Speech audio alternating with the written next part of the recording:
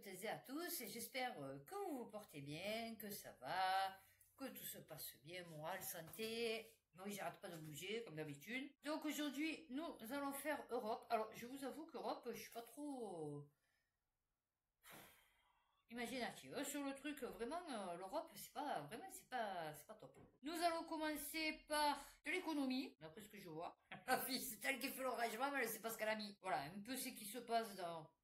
Alors, pas chaque pays, parce qu'il y en a beaucoup. Ouais, voilà, après, on va partir sur du narcotrafic, un peu sur l'Ukraine, sur celui-là, la petite cochonne avec une grosse tête, une très grande langue, et sur l'Espagne. Il n'y a jamais rien de sympa. Nous allons commencer par Rheinmetall. C'est le constructeur allemand de navires de guerre. C'est le champion. Alors, je te dirais heureusement, parce que vu l'état de l'Allemagne, et ça, j'étais en train de réfléchir, je me dis, putain, mais tu te rends compte, en vérité, qu'on est dirigé par les Allemands. Ursula von der Leyen, c'est une Allemande. Je veux dire, c'est eux qui nous dirigent. Donc à 39-45, il y a eu des millions de morts, la Shoah, machin et tout. Tout ça pour se retrouver avec les Allemands qui nous dirigent. Nous créons une puissance navale en Allemagne. Plus rien n'arrête le géant Rheinmetall qui, après les obus, les drones, les pièces de F-35, rachète le champion allemand des navires de guerre NVL. Alors, Naval Vessel Lürsen. Alors, les activités de NVL englobent la construction de navires et des activités de maintenance. Entreprise située à Brême, au nord de l'Allemagne. Ben, c'est allemand aussi, ils se rachètent. Ouais, c'est ça qui est bien. Non, c'est ça qui est bien. Non, je me doute qu'il y a plusieurs, voilà. Mais je veux dire, c'est rigolo. Je serais vous, je me ferais plutôt du souci pour l'Allemagne. Enfin, vous voyez, c'est pas la Russie. L'action a pris plus de 170% depuis le début de l'année. Le chiffre d'affaires sur un an est affiché à 2,43 milliards d'euros, soit plus 9%. Avec une hausse des prises de commandes, nous sommes sur une très bonne lancée. Eh ouais, c'est ça le problème. Voilà. Alors, non, la lancée n'est pas un problème, c'est surtout l'atterrissage. C'est où ça va atterrir. Nouvelle crise dans l'avion de combat européen SCAF. L'Allemagne en assez. L'Allemagne a assez des exigences de la France et songerait à larguer Paris pour une autre partenaire, BFM Business. Vous savez que moi, rien que quand j'écris un petit mail ou quoi, il y a 4 lignes, je relis 4 fois. Pour voir s'il n'y a pas de faute, tu vois, pour pas me faire remarquer en fait. Bon, ben là, BFM, non. L'Allemagne et l'Espagne est au point mort. L'Allemagne réfléchit à avancer avec d'autres pays comme la Suède et le Royaume-Uni. Ah bah oui, c'est sûr. Mon Dieu, mon pauvre, si tu savais. Le SCAF pique du nez, bah, surtout qu'il n'a jamais été construit. Ce programme militaire à 100 milliards d'euros censé fournir un remplaçant au Rafale est actuellement au point mort en raison de tensions entre le constructeur français Dassault et le groupe européen Airbus. Ah d'accord, c'était un groupe européen. C'est pour ça que la dernière fois quand j'ai lu l'article Airbus, j'étais choquée parce que du coup, je savais pas que c'était, je croyais que c'était français moi. Le climat est si tendu que le gouvernement allemand a indiqué à Airbus qu'il envisage concrètement de faire sans la France selon les médias Politico. Berlin pourrait se tourner vers la Suède ou le Royaume-Uni, voire continuer seulement avec l'Espagne. Non, non, c'est bien. Hein. À ce stade, le Royaume-Uni est engagé dans un autre projet similaire avec l'Italie et le Japon. Mais celui-ci ne va pas très bien non plus. Ah, je doute. Sa réussite semble impossible selon l'agence nationale britannique chargée de la transformation des infrastructures et des services, NISTA. La Suède a d'ailleurs quitté ce programme. C'est vraiment n'importe quoi. C'est là que tu vois que vraiment on est au bout du bout, quoi. Et on reste sur de l'Allemagne. Alors si vous entendez c'est mon chien qui veut aboyer, mais il sait que ça va pas le faire s'il aboie. Donc du coup, elle chante. C'est magnifique. Alors, BFM Business. L'Allemagne se rapproche de la Suède pour moderniser ses Eurofighters avant d'éjecter la France dans leur projet commun d'avions futurs. Eh ben oui, c'est ce que j'étais en train de lire, chérie. Putain, tu n'as pas regardé ma vidéo. Ouais, mais ça se fera pas non plus, tu vas voir. Tu peux pas faire des trucs avec d'autres pays. C'est compliqué. Hein. Chaque fois, tu te bases aux États-Unis, mais ça n'a aucun rapport. Ça fait depuis le début qu'ils soient des États, machin et tout. Là, c'est pas pareil. Là, vraiment, on a une vision de la vie qui est pas du tout pareille, tu vois. L'Allemagne s'apprêterait à signer un contrat de 1,2 milliard d'euros avec l'entreprise suédoise Saab, comprend l'intégration du capteur Arexi de Saab et des missiles anti-radar AGM-88E, produits par Northrop Grumman.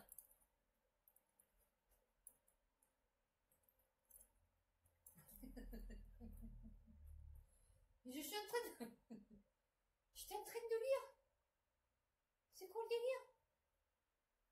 C'est quoi le délire, mon chien saucisse? Qu'est-ce que tu veux? Alors, tiens. Qu'est-ce que tu veux? C'est quoi? Qu'est-ce que tu veux?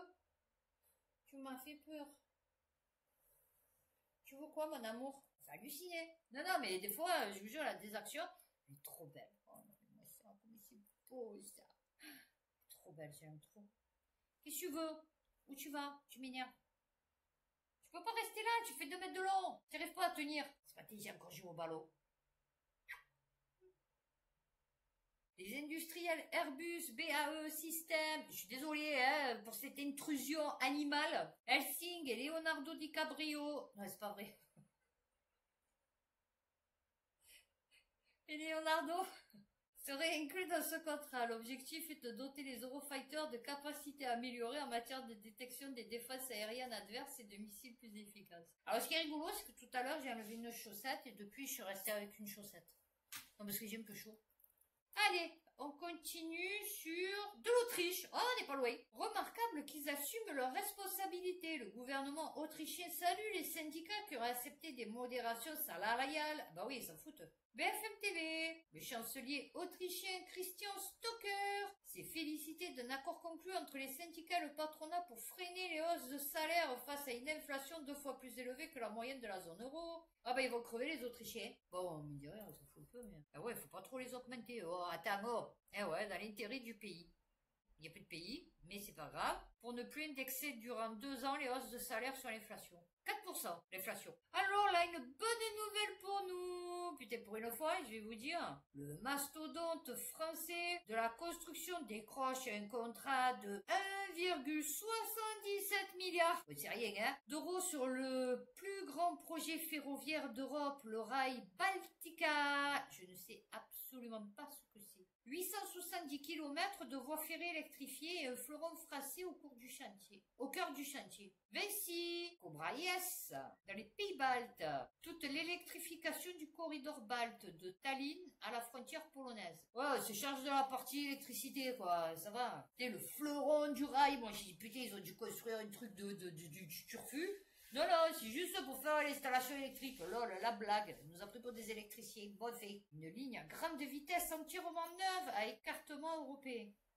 Ah, c'est normalisé. D'accord, ok. Permettant au train de passagers de filer à 249 km et aux frais de circuler à 120 km. De Tallinn à Varsovie. En passant par Riga, Kaunas et Bialystok. Ah, c'est leur train du futur, là, qu'ils voulaient faire, là, non, c'est pas ça? Alors, c'est le plus grand chantier d'électrification ferroviaire. Oui, voilà, c'est ça. Ah, c'est pas fait encore.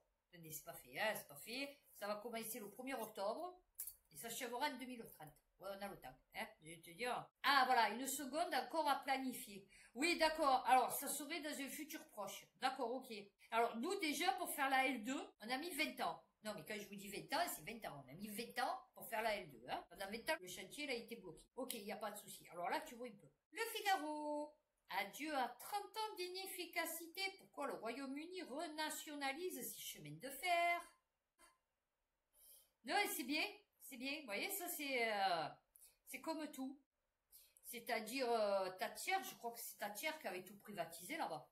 En fait, les Anglais se sont cassés le cul à faire des rails, hein, du ferroviaire. Elle a dit non, c'est de la merde, putain, ça coûte cher, non, c'est pas bon, on va tout filer au privé. Sauf que le privé, bah, qu'est-ce qu'ils ont fait? Ils ont encaissé, ils ont laissé tomber, parce qu'ils en ont rien à foutre, parce que c'est pas leur pays, ils ont rien à cirer, enfin, je veux dire, bon. Et donc, du coup, là, maintenant, ils renationalisent. Non, c'est bien. Des retards, des prix élevés, des sous-investissements. C'est-à-dire, eux, ils renationalisent, alors que nous, on est en train de le passer dans le privé. Tu vois, c'est bien le décalage. 1996, Margaret Thatcher, voilà, n'était plus Premier ministre. Mais la fièvre des privatisations des années 80 et 90 courait toujours outre-Manche. 30 ans plus tard, c'est tout un pays qui fait machine arrière. Voté fin 2024, la grande renationalisation du rail britannique a débuté cet été et doit s'étendre à l'ensemble du réseau d'ici octobre 2027. Comme un symbole. Ah ouais, non. Eh ouais, inefficacité et gaspillage. Et ça va leur coûter la peau du cul. Putain, ils sont vraiment dans la merde. Moi, je vous dis, là, ils sont en train de nous sortir qu'il y a un variant du Covid qui arrive.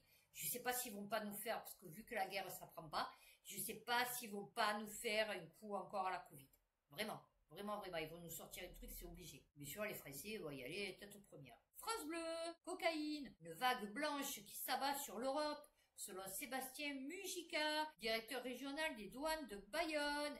Les douanes de Bayonne ont saisi 622 kilos de cocaïne au péage de Biriatou, 25 millions d'euros. Eh ben là, à mon avis, ça devait partir vers Paris, puisqu'il y a encore un pote à Rotaillot qui est mort, là, d'une soirée chemsex. Le volume de drogue saisie est en augmentation au Pays Basque. Eh ben oui. Eh ouais, c'était le cannabis. Ben oui, mais ils nous ont tellement fait chier avec leur cannabis que maintenant les mecs ils ont dû se dire ouais ben écoute le cannabis c'est trop compliqué. Ouais non mais parce que c'est ça. C'est pour des mesquines, se fait chier là pour 3 € le gramme là. Là on va taper dans la coque, tu vois, c'est mieux. Le cannabis en provenance du Maroc, un pays producteur. Eh oui voilà. C'est ce que je disais dans ma vidéo sur Marseille. Je dis, si tu veux faire quelque chose, il faut taper le roi du Maroc. Et depuis quelques années, la cocaïne augmente en termes de saisie. 300 kilos saisis sous la direction régionale de... Et on est à plus de 700 kilos cette année. Oui, mais là, tu dis pas d'où ça vient. Alors, si vous entendez reflets, c'est moi chihuahua. Eh bon, il sait pas d'où ça vient la coco, hein. On continue sur de la drogue. Non, moi, j'ai bien aimé. France Info, narcotrafic. Pour échapper au contrôle, ils prenaient les petites routes entre l'Espagne et Avignon, la voiture chargée de cocaïne. Eh ben ouais, c'est sûr, on peut passer par l'autoroute. Oh là, la blague. Non, mais bientôt, ils vont le faire en drone, hein, moi, je vous le dis. Hein. Le trafic entre Avignon et l'Espagne était bien organisé et perdurait visiblement depuis longtemps. Oui. 32 kilos de cocaïne. Déjà, ça fait 732. Non, c'est bien, non, mais parce qu'il y a des cours qui peuvent passer par les petites routes. On continue, mais là, cette fois-ci, c'est sur des produits phytosanitaires. Malgré ses engagements, l'Europe exporte toujours plus de pesticides interdits. Ben oui. Ah, attends, faut bien qu'on pollue les autres. Mediapart. C'est-à-dire, nous, on nous dit, non, ça, on va pas l'utiliser. Bon, tant mieux, tu me diras, ça, on va pas l'utiliser. Mais par contre, nous, on va les distribuer. Enfin, les distribuer, les vendre. Selon une enquête des ONG publiques AI et UNRZ, la firme BAS, eh ben oui, est celle qui exporte le plus de produits phytosanitaires devenus illégaux. Ben oui, mais c'est pas illégaux dans les autres entreprises.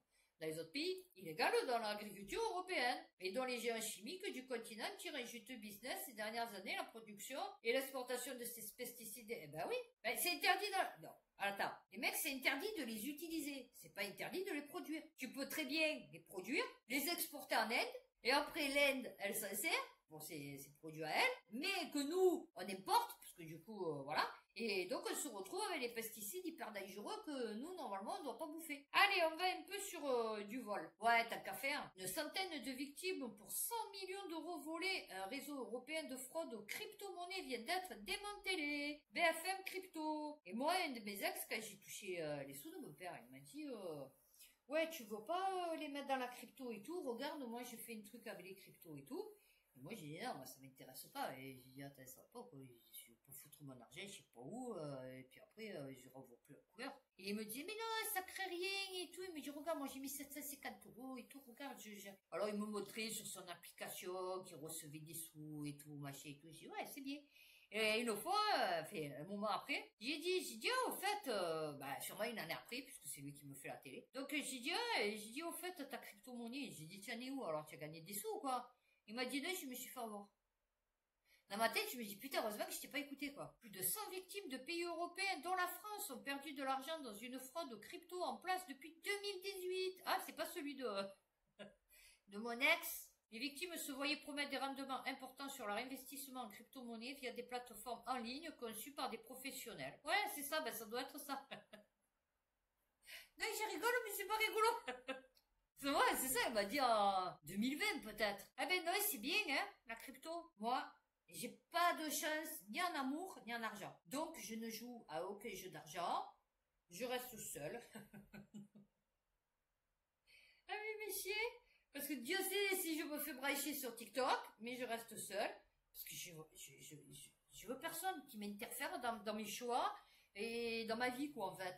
Allez, on continue sur Israël. Un tribunal belge interdit le transit de tout matériel militaire au porte-conteneurs dans le port d'Anvers. Oui, alors le transit. Après, je sais pas ce qu'ils foutent, les Belges. Je sais pas le délire avec Israël. Mais en tout cas, c'est pas mal. C'est déjà pas mal. RFI, incendie au Portugal. On a très vite compris que le village allait devoir agir seul. Ah ben oui, mais les pépettes, elles sont plus là, chérie. Vous vous rendez compte que nous, il paraît qu'on a 12 Canadaires, dont 2 en réparation. Donc ça fait 10.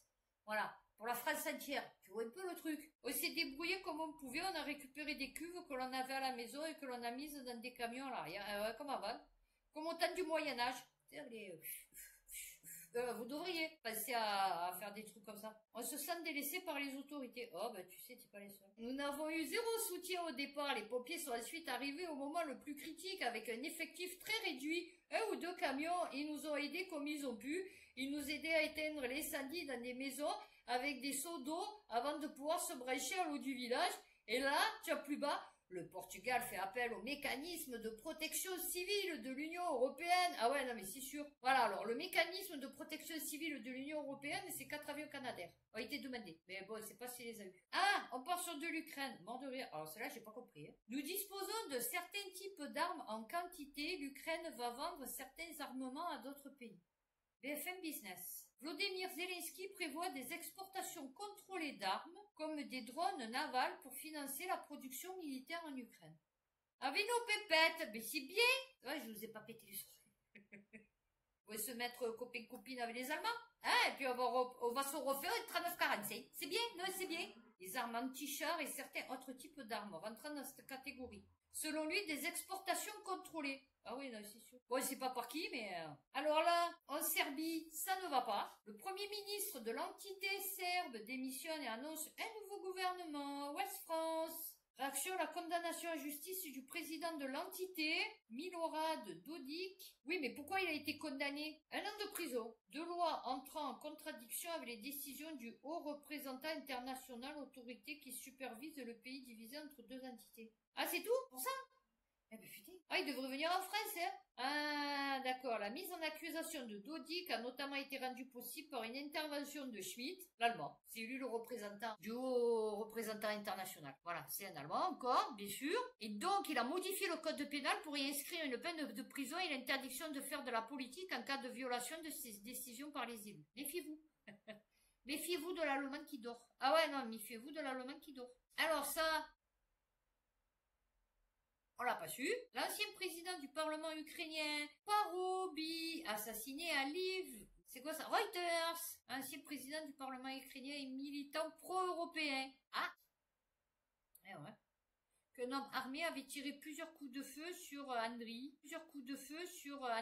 Le tuant sur le coup. Ah, mais il avait auparavant été un des chefs de file des manifestations de 2013-2014 qui avait conduit à la chute du président pro-russe Viktor Yanukovych. Ça chauffe. Patriote et un homme d'État. Ben non, il était pour l'Europe. Qui a apporté une énorme contribution à la défense de la liberté, de l'indépendance et de la souveraineté de l'Ukraine. Ah ouais, non, mais c'est sûr, vu qu'elle est vendue maintenant. À ce moment, il tue beaucoup de gens. Et vous savez que pour Charlie Kirk, il paraît que le mec, il avait changé d'idée sur Israël. Et en fait, quand il vous montre à la télé, quand il est mort, il vous montre à la télé des extraits, en fait, il montrait que des extraits au temps où il était encore pro-israélien. Fait pro-Israël. Et en fait, il paraît qu'à la fin, il n'était pas du tout. Voilà. Parce qu'il avait compris le schmilblick. Ouest France, puisqu'on parle de l'Ukraine. Ursula von der Leyen, recadrée par Berlin. Oh, bah oui, attends. Oh, ça va pas ou quoi? T'enflammes pas trop, il faut pas qu'ils comprennent le plan. Eh ouais. Le gouvernement allemand n'a pas apprécié une déclaration récente de la présidente de la Commission. Elle a évoqué une feuille de route claire pour déployer des troupes européennes en Ukraine une fois le conflit avec la Russie terminé. Ah oui, là, alors, on a le temps. Hein, je t'explique. Merde, putain, merde. Fait bon, voilà, tu m'as compris. Alors, Oscar Pistorius. Ces sujets ne doivent pas être abordés avant de s'asseoir à la table des négociations avec les nombreux partis qui ont leur mot à dire. Ah ouais, tu t'es pas enflammé. Ça m'a fait rire, hein, le président français Emmanuel Macron et le premier ministre britannique Keir Starmer à la tête d'une coalition des volontaires, ils sont 3. C'est ridicule. Voilà, il s'est fait remarquer encore, vous avez vu, hein, aux États-Unis, ils ont pas voulu le laisser rentrer, il a fallu qu'il termine à pied et tout. C'est n'importe quoi. Et on va finir par ça, ouais, l'état assez courte, Europe. Parce que je vous dis, Europe, ça m'inspire pas. C'est vraiment pour tenir les gens au courant et tout, pour voir un peu ce qui se passe, mais vraiment, c'est pas inspirant. 20 minutes, Espagne, 19 arrestations pour des meurtres et des tortures sur un bateau de migrants au beau milieu de l'Atlantique. C'est magnifique. Je te disais, quand tu étais petite, on te faisait croire. Un monde utopique où, dans 20 ans, 30 ans, avec la technologie, on évolue et tout, tu vois, normalement, vers le haut, tu vois. Que les gens ils vont devenir paix, amour, couleur et beauté, tu vois. Et en fait, non, pas du tout, c'est tout le contraire, en fait. 19 suspects en détention provisoire sont accusés d'immigration irrégulière, homicide et agression et torture du Sénégal, destination les îles Canaries, où au moins 50 personnes étaient portées disparues à l'arrivée. Ah, ils ont allégé le bateau. 248. Ah ben donc ils étaient 300. Jetés vivants à la mer. Ben ouais, ils vont pas les jeter morts. Ils vont pas se faire chier à les tuer avant de les jeter. Tu es en plein océan, lol, tu les balargues, je veux dire. Pendant les 11 jours de voyage. Dans certains cas, ils jetaient des migrants vivants à la mer et refusaient de secourir ceux qui tombaient. Ben oui. Mais c'est con de dire ça dans la phrase, en fait. Ils les jettent, donc oui, ceux qui tombent accidentellement, ils vont pas les secourir. Enfin, je veux dire, bon, tu vois. Il t'a accusé de sorcellerie et d'être responsable de panne de moteur, de pénurie de nourriture ou de tempête. Ah oui, non, mais c'est sûr. Ben, de nuages, de vent. L'Espagne est l'un des 3 principaux points d'entrée pour les migrants en Europe avec l'Italie et la Grèce. Eh ouais, c'est ça. Et après, nous, ils se les retrouvent. Hein? Voilà. Parce qu'en fait, ils viennent de chaque côté, ils vont en France pour pouvoir partir en Angleterre. Bon, tu sais pas pourquoi, hein, parce que franchement, il faut se sentir de partir aller vivre en Angleterre. Hein. Je sais pas d'où ils ont le truc. Bon, tant mieux qu'ils y aillent. Mais je veux dire, je sais pas d'où ils ont le truc de se dire, oh, putain, en Angleterre, on va être bien alors qu'ils viennent du Sénégal. Tu vois ce que je te dis? Alors déjà, point de vue météo, temps, climat et tout, c'est pas du tout pareil. Et puis franchement, l'Angleterre, il n'y a pas de sous. Donc, ben voilà, j'espère que cette vidéo vous aura quand même informé, vous aura fait passer quand même un bon moment. N'hésitez pas à la commenter, à la liker. Merci à ceux qui le feront. Prochaine vidéo, donc du coup, ben, internationale et science. Et d'ici là, prenez soin de vous, faites attention à vous et puis à bientôt pour une prochaine vidéo.